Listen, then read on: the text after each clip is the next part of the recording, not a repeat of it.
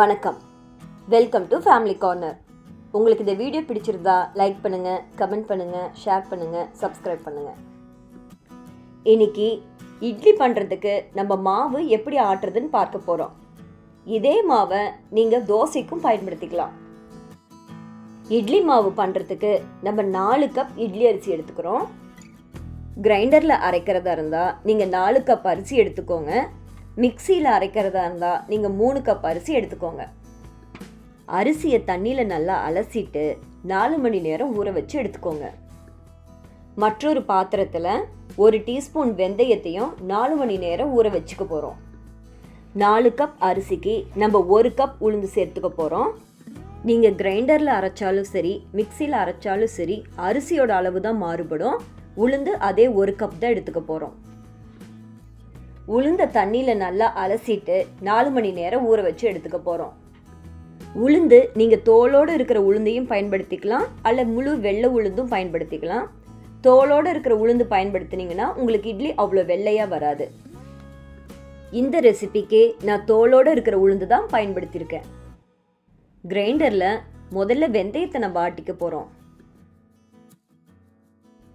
வெந்தயம் பாதி அரைப்பட்டதும் நம்ம ஊற வச்சிருக்கிற உளுந்தை அதோட சேர்த்து ஆட்டிக்க போகிறோம்.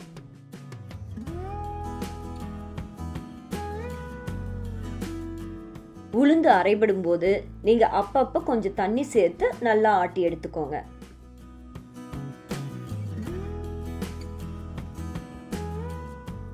உளுந்து நல்லா அரைபட்டதும் நம்ம கிரைண்டர்லேருந்து எடுத்துடலாம்.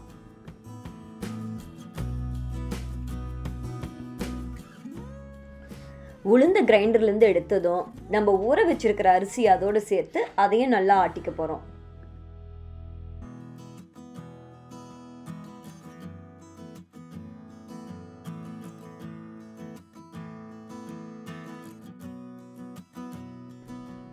அப்பப்போ கொஞ்சம் தண்ணி சேர்த்து நீங்கள் அரைச்சி எடுத்துக்கோங்க.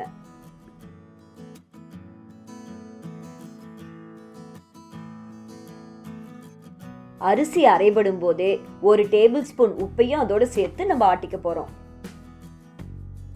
மாவு நல்லா அரைபட்டதும் நம்ம கிரைண்டர்லேருந்து எடுத்துடலாம். அரைபட்ட அரிசி மாவை நம்ம ஏற்கனவே எடுத்து வச்சிருக்கிற உளுந்து மாவு கூட சேர்த்து கலந்துடுங்க.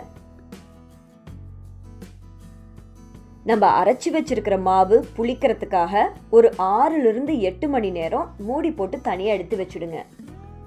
கொஞ்சம் வார்மாக இருக்கிற இடத்துல வச்சோம்னா 6 மணி நேரத்துலேயே மாவு புளிச்சுக்கும். 8 மணி நேரம் கழித்து மாவு நல்லா பொங்கி வந்திருக்கு, நல்லா புளிச்சிருக்குது. இதை நம்ம இட்லி சுட பயன்படுத்திக்கலாம்.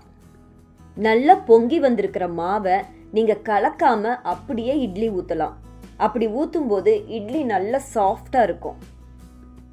இட்லி பாத்திரத்தில் நீங்கள் லேசாக எண்ணெயோ அல்லது நெய்யோ தடவி அதுக்கப்புறமா இட்லி ஊற்றுங்க. அப்படி பண்ணும்போது இட்லி பாத்திரத்தோட ஒட்டாமல் வரும். அகலமான குக்கர் பாத்திரத்தில் கொஞ்சமாக தண்ணி சேர்த்துக்கோங்க. தண்ணி நல்லா கொதி வந்ததும் நம்ம ஊற்றி வச்சிருக்கிற இட்லி மாவை இதில் வச்சுக்க போகிறோம்.